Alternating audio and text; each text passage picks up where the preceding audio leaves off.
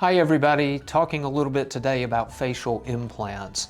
Many of our patients have the bony structure of their face that has deficiencies. This is most frequently seen in the chin, where the chin's not fully protruding quite as much as we would like, or in the cheeks, where they may be flattened or asymmetrical. Many times the best solution for this is to use facial implants.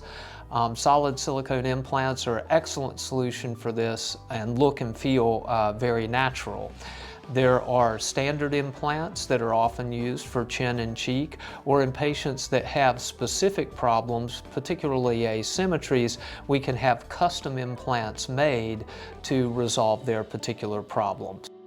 These implants are placed through small incisions, either inside the mouth or under the chin, and healing time is relatively quick from all of these procedures.